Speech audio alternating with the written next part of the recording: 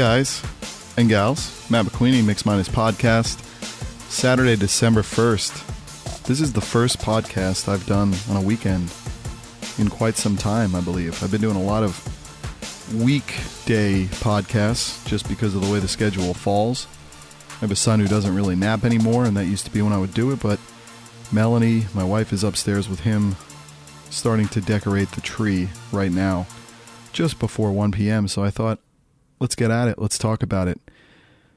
Yesterday, I had career day, or I took part in a career day in Northern Valley, Demarest, which is really kind of far from me.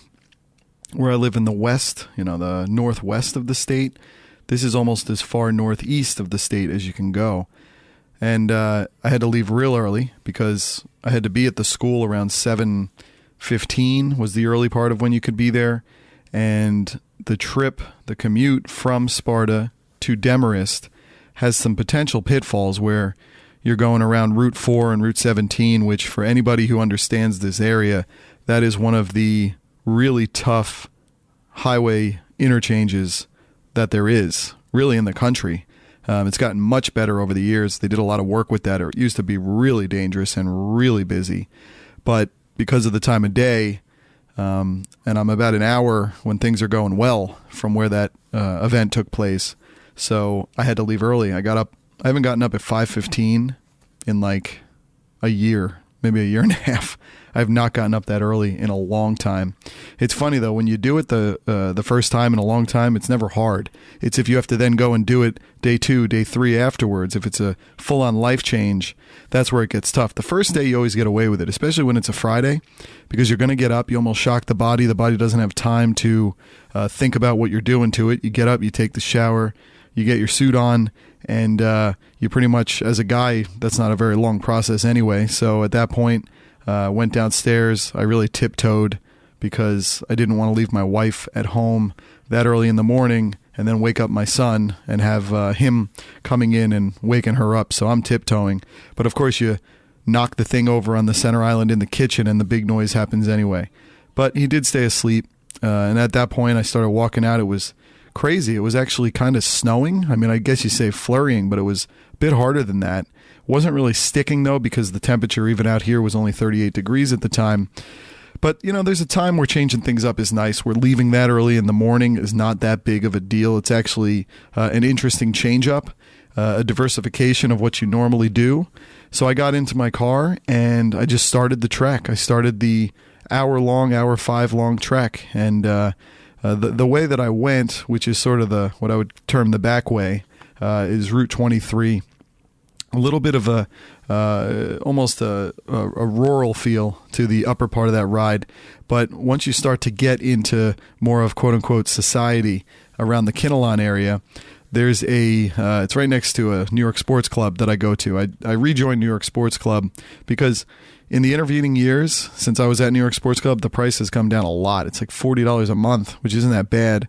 And then when you're when you're in the Advana program that I am, where you get $20 back for every 12 visits, it really is not that bad of a price. So I've been swimming a lot, trying to just shake things up, and that's a good pool, good 25 yard pool. So in that little shopping plaza, there's this really good coffee place called Longfellow's, and it's a little shack almost. And you just pretty much drive around this UPS and you wait online in the shack and you get your coffee. It's tremendous coffee. It's like my favorite place is Cloveberry in town in Sparta, and that's on the main way. Well, I talked about 23 being the back way. That's the main way, so I'm always going that way. I love Cloveberry. That's the best coffee I've almost ever had. But when you go the back way, this Longfellow's is not too far behind. It is really good. So I almost look forward to the opportunity at times to change it up and get that Longfellow. So I waited online there, and I just continued on my way. Nice drive, early morning, back through Bergen County, back to where I grew up in that vicinity. It was nice, though, and the trip was not that bad. And I did end up getting in there about 7:20, which was kind of cool. And one of the neat things, so why was I doing a career day at Northern Valley Demarest? Well, one of my oldest and best friends, I was the best man in his wedding. He was in my wedding.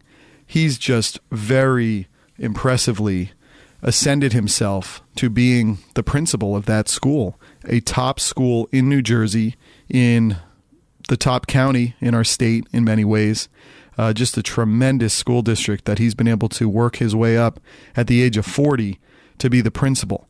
And I think back, gosh, feels like it's only been 6 years, maybe 7 years, since he was actually just a high school teacher in New Milford. And that's not that's a tremendous job. I often look at being a history or social studies teacher and think, man, that's a good job if you could get it. That's a tremendous job. Being somebody who likes to read a lot, likes history, and the idea of really teaching it to these kids for the first time, where they're truly cognizant of maybe what's going on in the world. We learn history and social studies through the years, obviously, down into middle school and all that. But when you get a little older, you get to the high school age, I just think you kind of consume that information a little bit differently. You realize that you're pretty close to being an adult, and you're a little more aware of the actual news of the day, and some of the connections that what you're learning about might have to do with today. And so that is a great job. But just to really hit home how far he's come quickly, 6-7 years ago, he's a social studies teacher in one Bergen County town. And then he did have to jump around a little bit to get to where he is, but he's been in this district for probably 4 years at this point. He was first vice principal, vice principal. And then his principal, I think, became the superintendent of the district. And then my friend was able to jump up into that role, and he just relishes it. He loves it. It was really neat to see him in that, the word milieu, to see him in that environment, because I know him one way. I've known him the whole time, and he's not different than that, but he's got the really nice suit on. He's going around. He's sort of the coach that's picking everybody up, talking to everybody.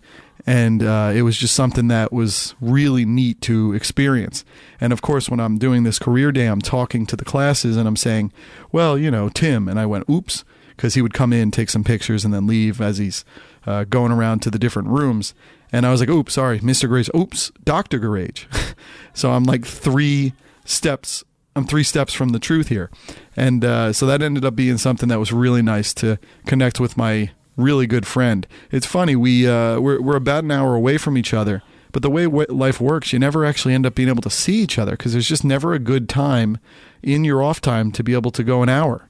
It's just really difficult. You have to plan it really well. And I've talked about in the past, men don't plan very well. One of the other neat connections here at Demarest, Northern Valley Demarest, is the old coach of the Nets, Lawrence Frank. He was the head coach of the Nets when I worked there and when I was watching the team at that point, and then obviously working with him and traveling and getting to know him at a very young age. He was only like 34, 35 when he became the head coach after he was an assistant. Grew up in Bergen County in Teaneck, and it's really neat that pretty much for 10 years in his formative years at a young age that Lawrence Frank was able to live where he grew up and coach the professional basketball team in the same county at the time, because East Rutherford is Bergen County as well. I always thought that was amazing, and it's very instructive about how careers, especially in sports, work. You think you got it all figured out. You think you got all the answers. You think you're in the perfect position. And getting 10 years in a place is even extremely long for anybody in this profession. And he started out as an assistant coach, and he was the assistant coach for those teams that went to the finals, which gives you a lot of runway to stay in a place, because success means that things are working and you don't have to go elsewhere. Now, success as an assistant coach can mean that you will go elsewhere to be a head coach somewhere else or to get greater opportunity. But the way things worked, he was able to stay in this one place, this one area he grew up in. He became very good friends. He became sort of a confidant to Jason Kidd when he was the captain and the leader of the team. And then by the time the brain trust of the Nets felt that the head coach at that time, Byron Scott, was not getting things done, they let him go, and there was Lawrence Frank sitting there at 34 years old. And I think, what did he go, 13-0 to start? He went to some crazy number where he won 13, 14, something, maybe even a little more, but I think it was 13 in a row right off the bat. It was really exciting. This young guy, this redheaded guy, this smaller guy, he's shorter than I am. But he lives and breathes basketball. He loves it. He meets with coaches all the time. He meets up and down the level, high school, college, division, whatever, NBA, other sports. He goes to Bill Parcells to make the pilgrimage to talk about motivation and coaching. Just across sports lines, across country lines, across state lines. He goes wherever he can find some information that will help him be a better leader, coach, and amazingly, now the president of the Los Angeles Clippers. A tremendous thing. But anyway, his family has stayed here. They've continued to grow up in this area.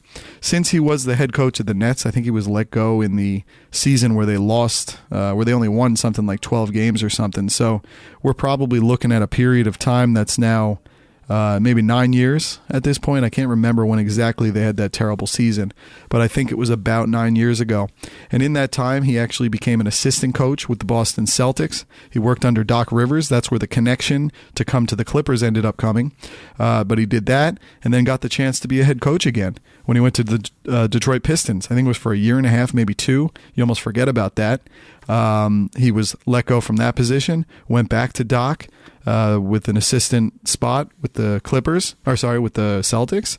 When Doc went to take over the Clippers, we even forget, this is a tough little piece of information, Lawrence Frank did come back to the Nets in Brooklyn. When Jason Kidd became the head coach, when he jumped right out of his final season as a player at like 41 years old, he was able to get the head coaching job of the Nets immediately. Maybe they were able to take advantage, he and his agent, of the new owner who wanted some cachet, who wanted a face from the past, a great face of the past success, and they brought Jason Kidd in, and he was not going to be somebody who had any experience with being a coach. He did have experience with being a leader on the floor, but it was kind of through playing that he led, through example on the court. It wasn't through really maybe motivational tactics or how to do plays. He was just born with the ability to run the point guard position, to pass, to see the open man, to not see the open man and hit him, the no-look passes, just a tremendous opportunity. But he did get the actual tremendous opportunity to become the head coach of the Nets. They brought in all these players, the Kevin Garnetts, the Paul Pierces. They brought them in from the Celtics, and that was where that crazy trade happened, where the Nets gave away the farm and then some. The Nets will only be getting their first-round pick, their own first-round pick this year from that trade. It's unbelievable. That was 2012, I think. And so Jason Kidd came in, the unexperienced coaching professional. He was the experienced player for all those years, like 20 years, but not as a coach. And he got the head coaching job, and the first guy he looked to that he wanted to bring in to help with the experience part was Lawrence Frank. He even called out for him on his first press conference, Jason Kidd's first press conference. He said, I'm looking at Lawrence Frank, bring him in. I think the Nets paid him $5 million over 5 years to come in and be the assistant coach of the Nets. I believe it was that high. And shortly into that first season, he somehow just chafed Jason Kidd to the highest level, to the point where Jason Kidd embarrassed him. There were reports that he yelled at him in front of other coaches and the team. He would yell at him during practice if it looked like he was kind of... Jason Kidd had an inferiority complex about the fact that maybe Lawrence Frank was sort of de facto coaching the team instead of Jason, that Lawrence's voice was what was being heard instead of Jason's. And whether that was the deal, whether that was expected, whether Lawrence was doing the right thing or the wrong thing, I'm knowing Lawrence sort of as basically as I do. I don't think he's trying to jump Jason Kidd immediately. I think he was probably just trying to fill in where he felt that Jason Kidd was looking for him to. But long story short, early into that first season, Jason said, "You are no longer going to be an assistant coach," and he relegated Lawrence Frank to go home and write reports, and he would write reports and send them to Jason Kidd. Who knows if that ended up actually happening, but it was an embarrassing period of time for Lawrence, and it was not something that was necessary. It was a petty thing for Jason Kidd to do, and the fact that Jason Kidd ended up bumping out of his deal after that first year to go to the Bucks, it showed you that it was even worse, because Jason was just looking to jump. It was a terrible thing, in my opinion. He was looking for a different opportunity. He was looking for maybe more security. Although, isn't it funny that didn't even end up working out in Milwaukee?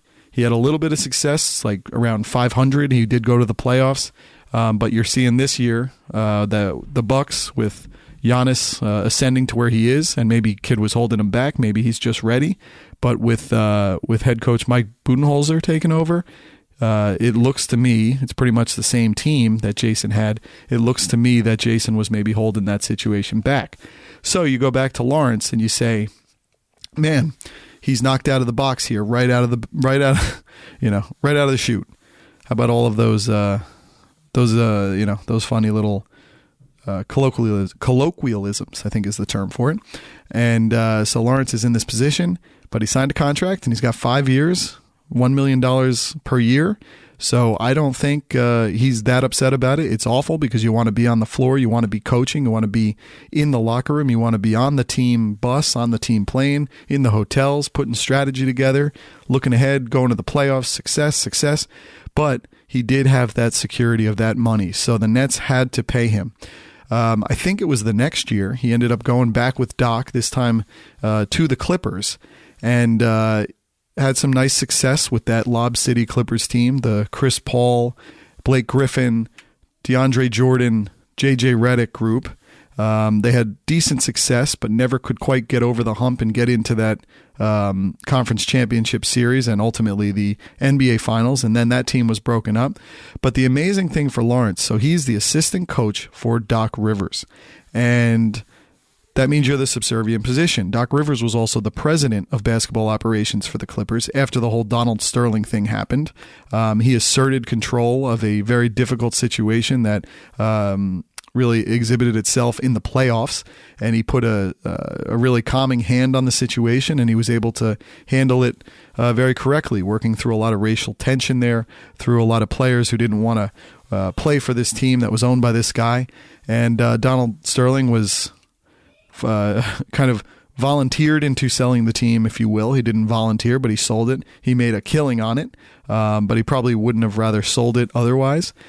Steve Ballmer comes in as the owner of the Clippers, and somehow over time, Lawrence Frank goes into basketball operations, which is sort of the group who's not like on the bench, who's not the group of people who are dealing with the strategy of game to game. He moves up to the basketball operations, which is really focused on looking ahead, looking at trades, looking at player development, looking at the draft. And got into that. I think it was something he wanted to do. He learned a lot. And now he's the president of basketball operations of the Clippers. So I never quite understood that part, that he was Doc's assistant. Doc got demoted from the presidency, and Lawrence Frank gets into basketball operations, and now isn't he kind of Doc Rivers' boss? Interesting. So Lawrence is there with Steve Ballmer. They brought in Jerry West. They brought in Lee Jenkins, the old writer from Sports Illustrated and previously the New York Times. And there's a lot of just interesting, innovative things being attempted there at the Clippers. And so that all goes around to say that at this Northern Valley Demarest Career Day, Lawrence Frank would be the keynote speaker, and he would also be a speaker in the different sessions, just as I was going to be. There were 3 40-minute sessions in this career day, so it was basically teaching 3 classes.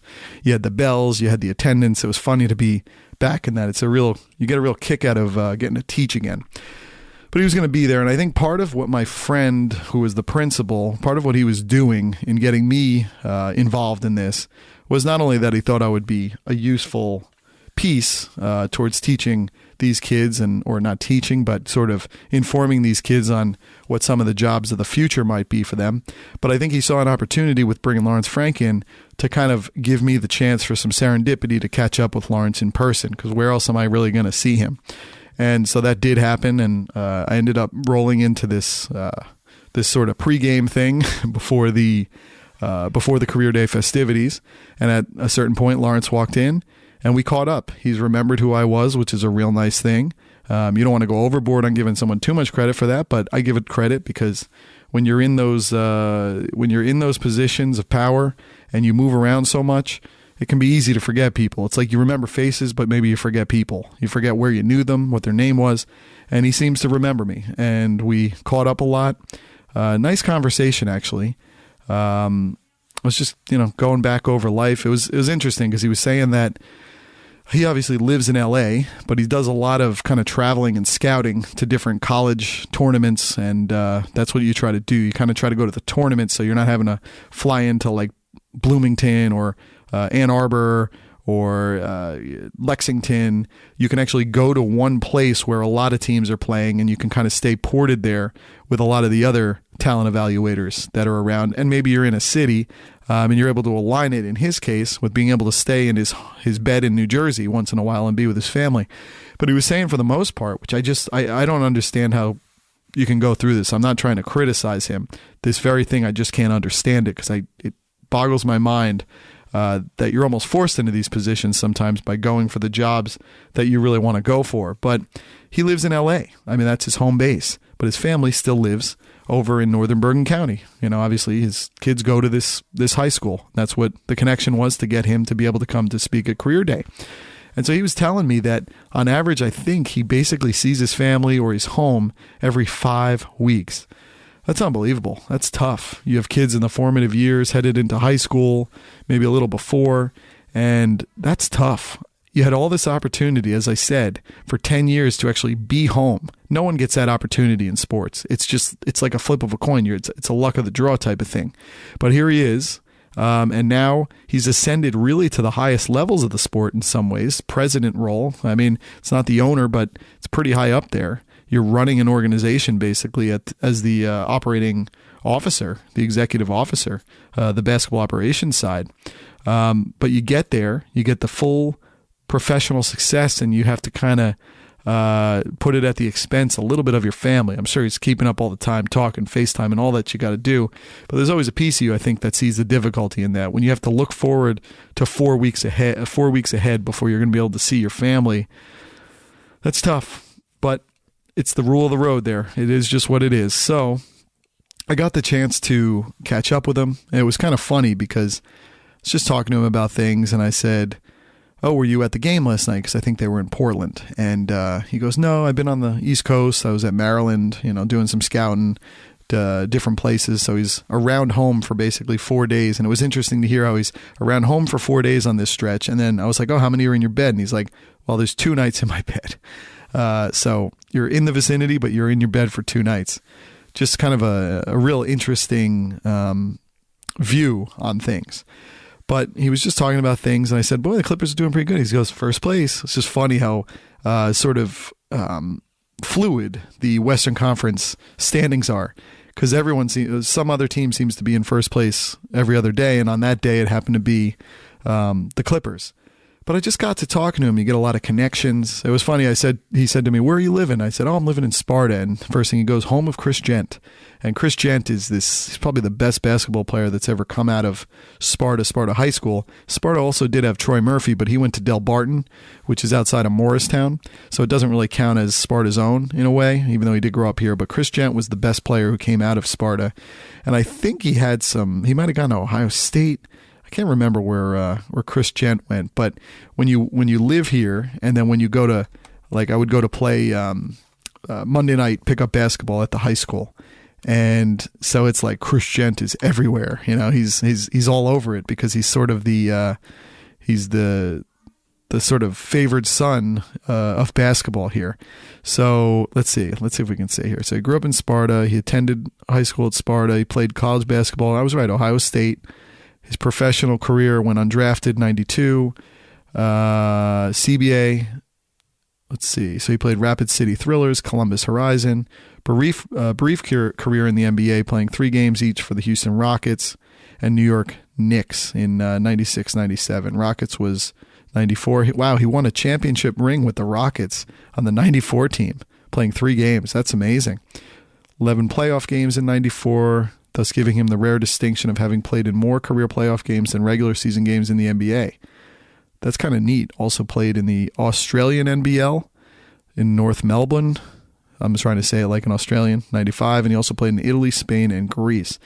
So the kind of neat thing is now he's apparently so last I knew of him, because I was telling Frank, I said, "Oh, isn't he in the like NBDL or something?" Like in Reno, and it turns out it was Bakersfield. That was the last time I remember seeing him, but he's actually now he's an assistant with the Hawks. So he's back in the back in the NBA, the merry-go-round goes around.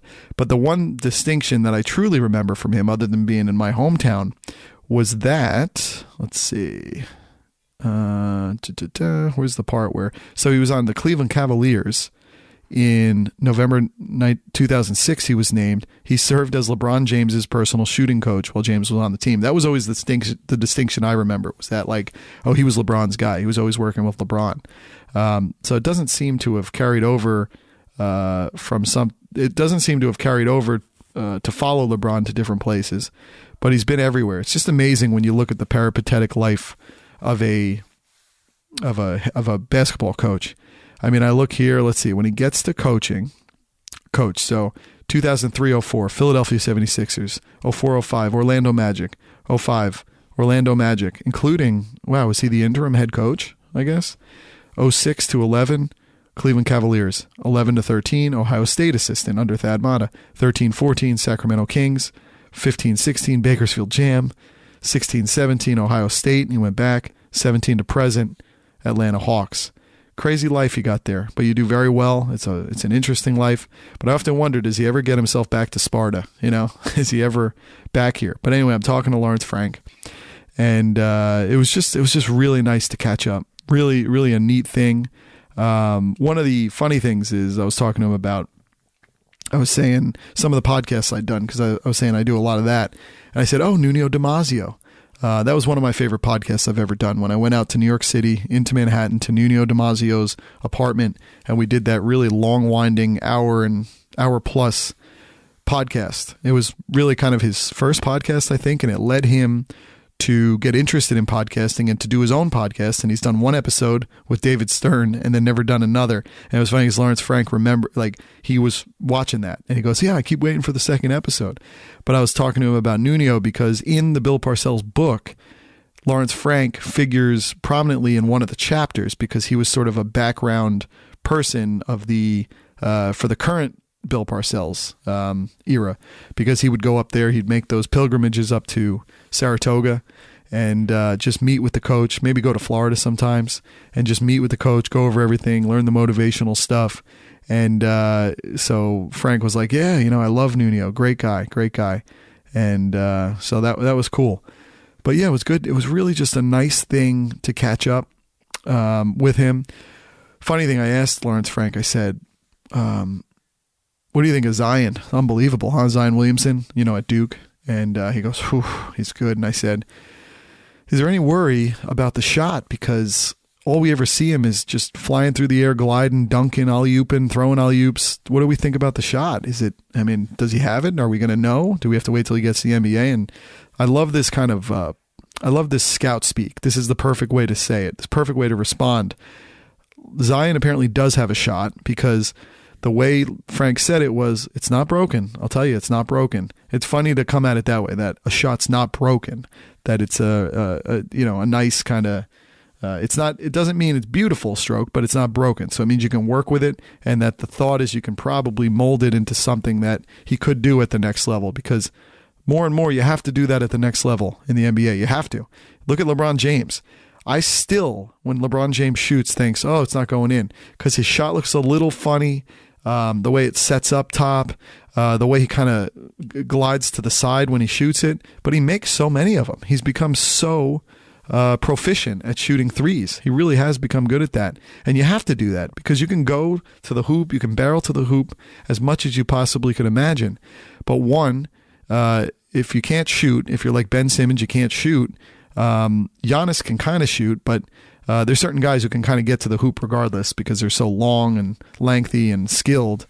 And maybe you're going against competitors who just can't stop you.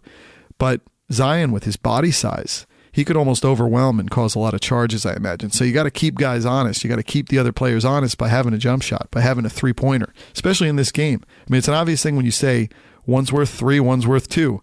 If the team who keeps hitting 3s, they're always going to be 1 point above the team hitting 2s in every possession. So you got to be able to shoot in this time. It's a big deal. Even LeBron's become a shooter.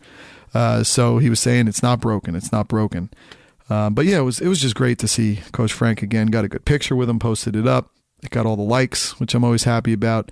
But it just takes you back. It's been it's been 12 years maybe since I was working at the Nets. I miss those times. Those were very formative years for me. I learned a lot. I intersected with a lot of big personalities. It was just something I always loved doing. I always enjoyed it.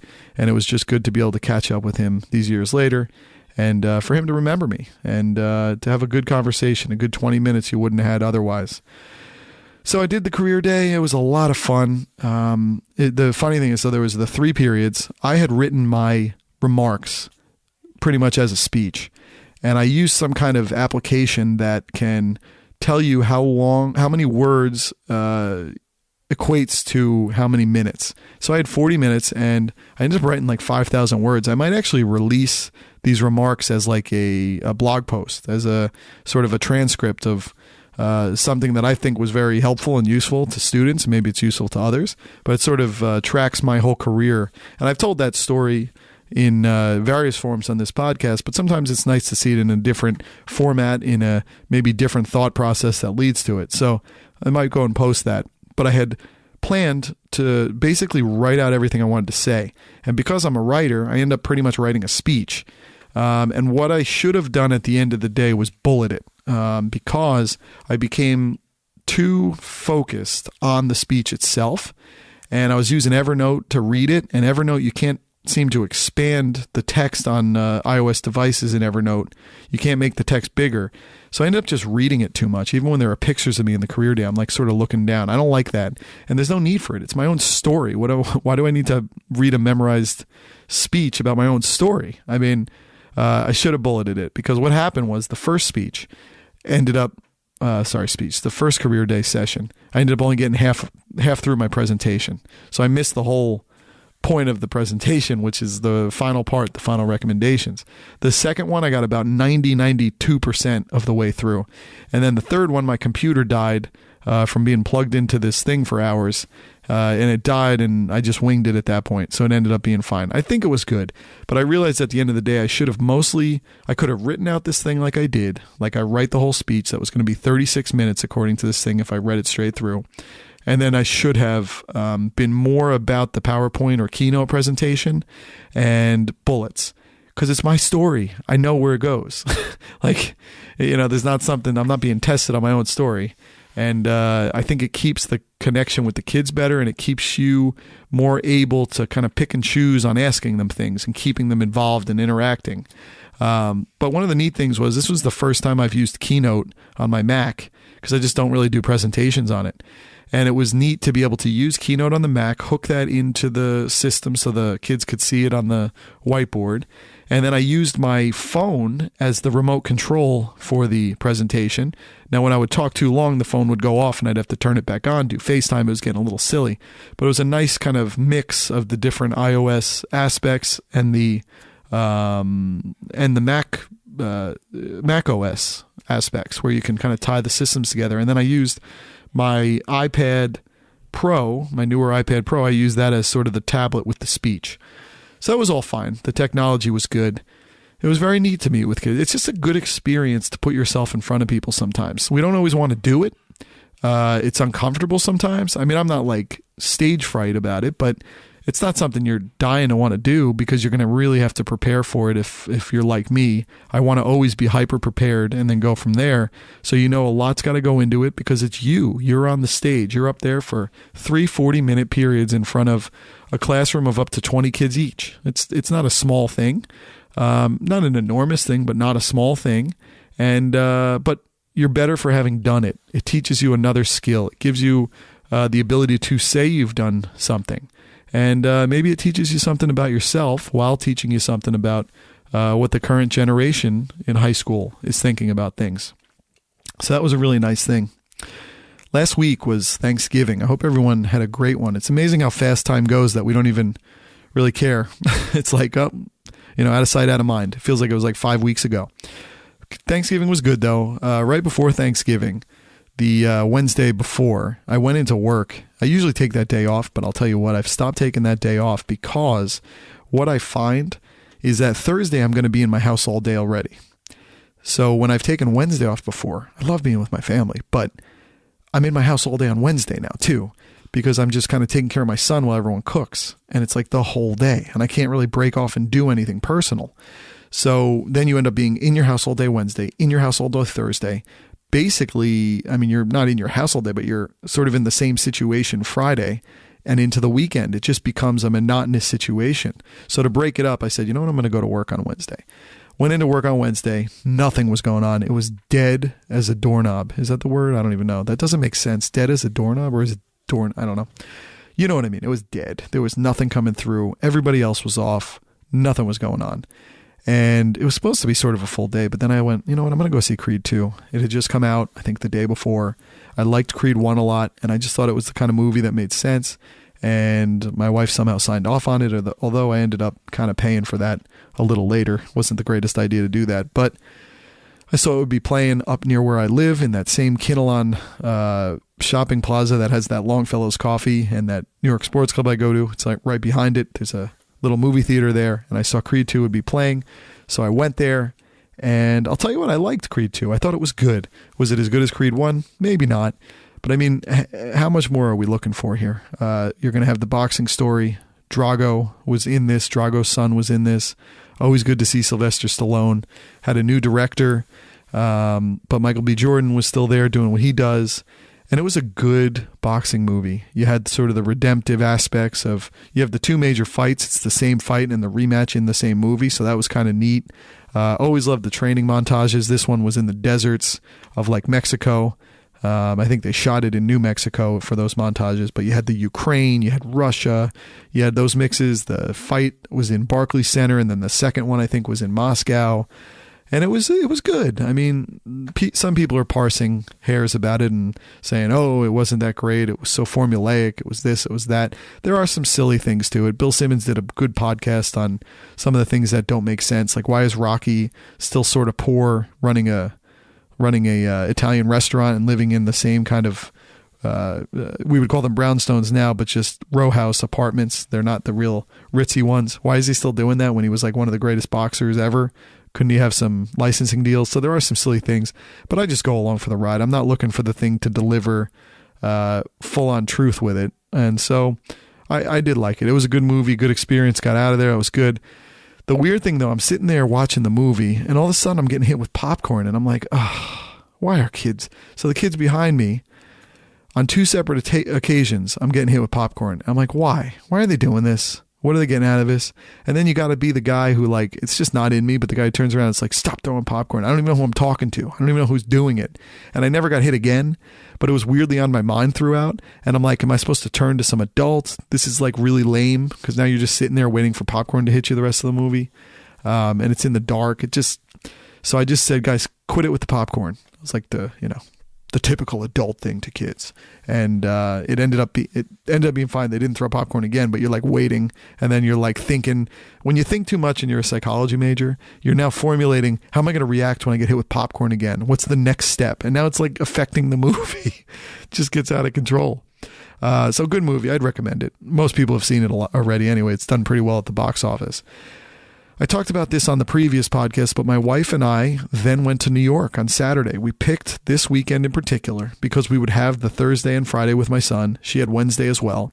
And so we wouldn't feel as bad in a typical 5-day work week to then just be popping off on a Saturday at 2, having my mom come up and stay with my son for the 24 hours, including overnight, and just doing a quick little baby moon type trip. It didn't feel as bad when you had the 4-day weekend as you would during a 5-day week. So we did do that, and that was really fun. It's just great to get away sometimes, to change things up, to experience things with someone you've been together with a long time, experience new things, do new stuff, just get back to the two of you again for a minute. Obviously, we love having our son, but just to get back to that a little bit. And so we ended up going to New York. We left Sparta around 2, and it was funny, we rolled back into the driveway at 2 the next day, so we were gone exactly 24 hours. But it was a lot of stuff that was great. I worked out some deals. I got a pretty good 4 points Sheraton. I know that's not the top of the line hotel, but in New York it's tough. Everything's so expensive. But I'll tell you what, this one was good. This was in Chelsea because I was trying to find something that was close to the Peloton studios, because, as I said, this was going to be the focus of this trip, was going to an in-person Peloton class. And the Peloton studios are on 23rd Street, and I was able to find this hotel on 25th Street. So it was all walking distance, which I thought would be important on workout day, that we could kind of go over there as if we live in the area, and then come home to our apartment / hotel room, shower, do what we want, maybe go for a brunch, just have the true New York experience for a night. It'd be nice. As I said, I don't think I've slept in New York in, like 16 years, maybe. There's just been no reason to sleep there. I'm close, and you can just go in and come home. But this was going to be a nice thing, especially waking up on the Sunday to go to that 9 a.m. Peloton class would be good. So we got leaving here 2 p.m. And then, of course, I'm a logistical guy, so I'm trying to formulate how we're going to do it. I don't want to waste money by driving all the way in. I don't want to go through the annoyance of driving into the city, even though it's not a big deal. It's not amazingly different than driving in any kind of dense place. It's just not that different. It happens to be an island, but there's almost like a mental block about it being New York and driving in New York, and the taxis cutting people off, and the trucks and the honking and the one way with 5 lanes. It's like it just becomes its own thing. And then the parking's absurd. You're ending up basically paying to put your car in a hotel room for a night when you look at the prices to do it. And look, all costs, at the end of the day, for a nice experience, the cost shouldn't get in the way. But if we can find a better option, let's do it. So what I did was I found the option. I came around to the option. I was like, oh my God, we'll drive to Newark, where my office is. We'll park in the same parking garage I already pay for my office. We'll walk over to Newark Broad Street, which is like a 6 to 8 minute walk. And then we'll get on the Newark Broad Street train at a certain time, and it'll be in 316. And then we'll get into Penn Station around 3:40. And then it was like an 8-block walk from Penn Station to our hotel. A little weird carrying the bags, but it wasn't that bad. It really wasn't that bad. So we got into our hotel sometime, I'd say after 4, and it was a great hotel. I mean, it wasn't the highest level of accommodation. We're not talking 5-star. We're probably not even talking 4-star. But the fact it was New York, and it was clean, and it was beautiful, and it was well staffed. The staff was very friendly. Everyone in New York on this was very friendly. Maybe we have to rethink about what the New York vibe is, how people treat one another, because this was fine. This felt like it was just a residential little area, and everyone was nice to each other. We got into this hotel, and the woman behind the front desk was so nice. I got my AAA discount, and she goes, let's put you in a nice room, because I said we were here sort of for a baby moon. We go up. We're on the 20th floor. We're only 2 below the top. And it was really nice. We had a view of downtown Manhattan. You could see down to the new World Trade Center building, and it was great. I mean, just having this view the whole time was worth the price of admission, or the price of the night. Very small room. That's just what it is in New York City. But we were going to be out and about anyway, so we weren't that fixated on that. But just the room there, again, you're just chilling out.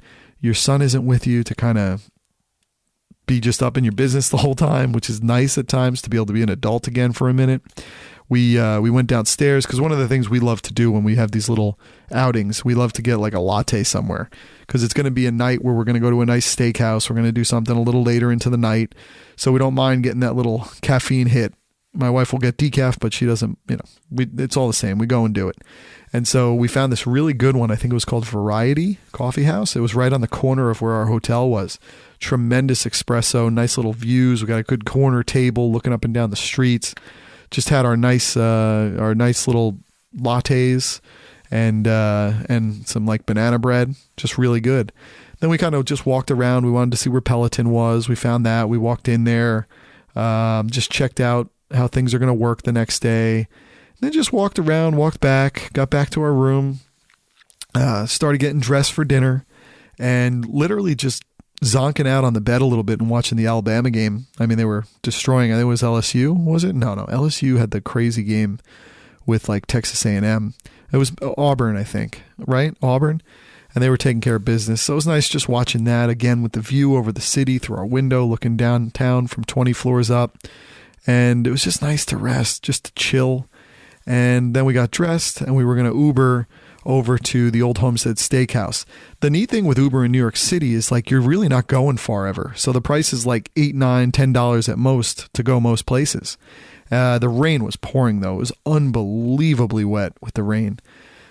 But we got into an Uber, got dropped off at the Old Homestead Steakhouse, which is like right across the street from the from Google's corporate offices in New York, which is like a beautiful setting. Then there's an enormous Apple store across the street. It's like an arms race there. It's not Apple's headquarters, but just a beautiful Apple store. The Old Homestead's one of these steakhouses you hear about, one of those kind of iconic New York steakhouses. There's also one in Atlantic City, which I ate at last year, so that was what led me to kind of look to go here, because I wanted to get a good experience for us. And so I was able to make an open table reservation, I think around 8:30. And we got in, and Melanie's obviously not drinking, so I got one of those half bottles of wine, and she actually opted to get a filet mignon. So we got the filet mignon for two, and just the beautiful fixins and sides you can get at a steakhouse. That's the best part. The bill looks elsewhere, or otherwise, but I just continued. It was just a nice night. They have several floors in this thing, so I think we were on the second floor. And the hilarious part, when you go as a couple to eat somewhere, you ever notice this when you go to a steakhouse, you're always like jammed into an area with all the other couples, and it's like you're pretty much right in their conversations, so you're like talking straight ahead, but you know that they can hear you.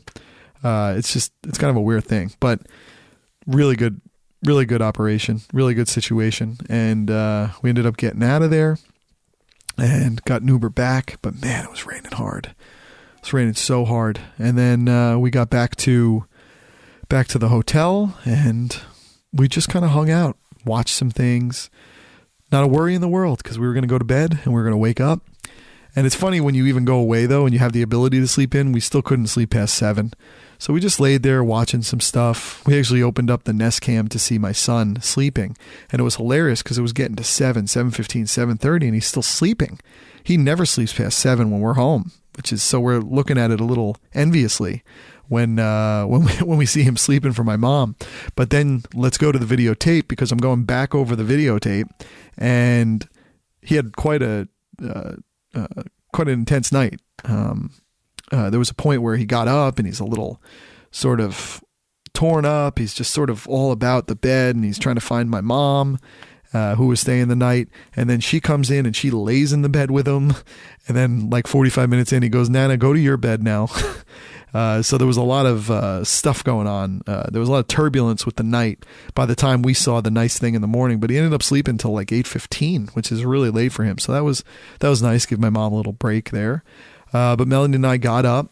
We got ourselves ready. We got our Peloton bike shoes, and we decided, let's go back to Variety Coffee House. Let's get our cappuccinos or lattes. That'll be our little fuel for the Peloton ride. So we did that around 8 o'clock. We had the 9 o'clock ride, and then we walked in. And it's a cool situation. If you ever get the chance to do the Peloton ride, and you don't have to go stay overnight, but if you're in the area, go do it. It was so much fun. For first timers, it's only $20 a person. I mean, that's a lot of money in a way, but it's also not.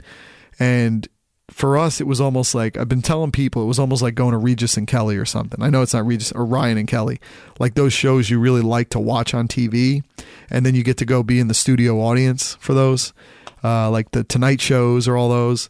It was kind of like that, because it had the production value. This thing is being streamed to tens of thousands, of hundreds of thousands of people. I don't know how many people are actually Peloton subscribers at this point or have the bike, but it's a huge audience. It's a huge audience out there. You don't think of it as a TV show because it's exercise. You're getting on a bike and you're watching something live, or you're watching it on demand and you're doing a class. But in many ways, that instructor, that rider, is sort of running a broadcast. They're talking, they're motivating, they're discussing songs, they're kind of bantering back and forth with the people. They're talking about how many rides it's been, this milestone ride for this person, this milestone ride for this person, this birthday for this person. It's like being a DJ, a radio DJ for songs, except then you're on the bike going. And so one of Melanie's favorite people is, I think, Jen Sherman. And so we were able to, just the way it worked, we got into that class. So pretty much the classes are 45 minutes, right? And so that means there's like a 15-minute period where you can get into the class and get ready for the show. You can't be late because it's a production. So they actually have a green room for the riders, the instructors, which is hilarious, but it's not hilarious. I mean, they got to be nicely sort of dressed in gym gear, and they got to be dry because some of them, like this Jen Sherman, did back-to-back rides. So she couldn't roll into the next ride in the same clothes because this is a TV show. It's on demand. So they had makeup, they had handlers. We're in the room, which was hot as hell, but it was good. We're in the room and they have the person, like almost the boom mic person, doing the 5, 4, 3, 2, 1. And all of a sudden it kicks off and it's like, hello, Peloton. It was a heck of an experience. Again, it was like being in the studio audience, but you're working. You're on your bike and you're in the studio audience and you're riding. And it was just one of those things that if you like to do something and you have the opportunity to go to do it in person, who cares? Like, people were laughing at me like, oh, you're taking your wife to a biking thing on a baby moon. You're not relaxing. It's like, this is our relaxing. We feel good getting after it in exercise. And this to her was like going to a Tonight Show or Ryan and Kelly. It was so much fun. We just had a great time and did pretty well. And you felt like $1 million coming out of there on a Sunday morning, 10 a.m.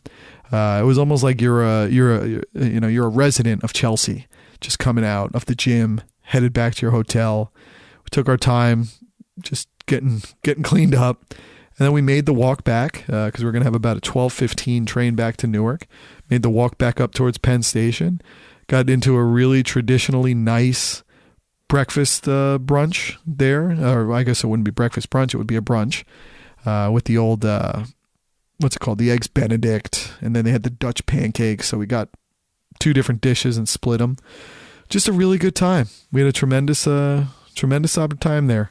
So we got back, as I said, around 2. Everything was good, and it was just a nice outing. Those bills, though, at Old Homestead, even for 2 people, whew, better get another job for that one. Final thing I wanted to say, this was weird. So this was this week. I think it was on, was it on Wednesday night maybe? We're in bed, and it's dead quiet. I'm just reading, and Melanie's basically just gone to sleep. Liam's been asleep for hours, so it's dead quiet. All of a sudden, a bomb goes off. You feel the earth shake. You feel the house shaking, and you feel sort of a sonic boom go through the house. Insane. And so you're sitting there going, we're in the middle of nowhere, and you're sitting there like, what the heck is going on? What was that? And so I go to our Facebook page for the neighborhood and I'm like, did anyone else feel that? Does anyone else know? And they're like, yeah, it just shook our house, blah, blah, blah, shook our house. And so there's that moment where the information of what has happened has not come out yet.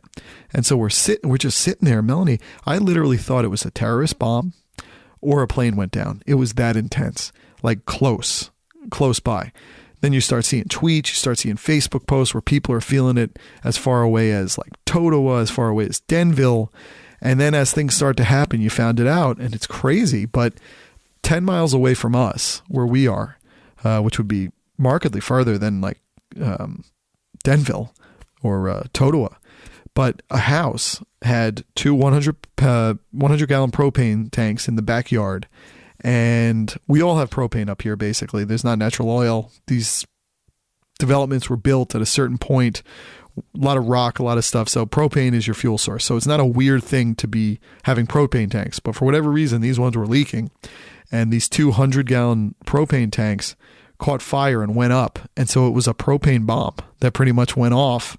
And it totaled the house. The house was completely gone, obliterated it, decimated it. And across the street is Wallkill High School. It blew out all the windows in the high school, basically, from what I heard. So that was crazy. Crazy to find out. It was good to find out it wasn't terrorism, and no one was hurt as well, which is good. The family happened to be away. Weird story. It was a nice house, too. Weird thing, but man, it was like a bomb going off. That kind of stuff doesn't happen out here. So that's why I was like, oh my God, terrorist or plane crash. It's that weird. Because we always have planes going over us. It's sort of a kind of an area where I guess it's a landing pattern for probably Newark Airport. But yeah, it was crazy. So I think that's all I got right now. Appreciate it, folks. That was fun. It's good to catch up with you again. And I just don't want to talk NFL right now because the game's already tomorrow. So I'll probably get back to some picks this week. That's why I was doing podcasts during the week too, because you could get your picks and you could get your spreads on the games on Tuesday afternoon and then talk about it then along with other things you got to say. But we'll do that a little later. I'm not having a good time with my picks of late. I think I've had 3 terrible weeks in a row after having 3 really good weeks in a row. That's what betting's like. That's why you pretty much end up even, and you hope that you're just a little bit above 500 at your best in wins. So let's call it there. Really good month, by the way, last month for Big League Pillows in November. Best month ever. And there wasn't massive amounts of advertising that led to it. I know there was Black Friday. I know there was a lot of those things, but this thing was selling like crazy. And Amazon was doing real well, and that's what I'm in charge of, so I was happy for that. But if you guys want to go there, great holiday gift for kids, for anybody. It's a really good gift. So go to bigleaguepillows.com. Use offer code MIXMINUS. You'll get free shipping. And enjoy. Go see what you can do there. I'll talk to you later, folks. Thanks. Matt McQueenie, over and out.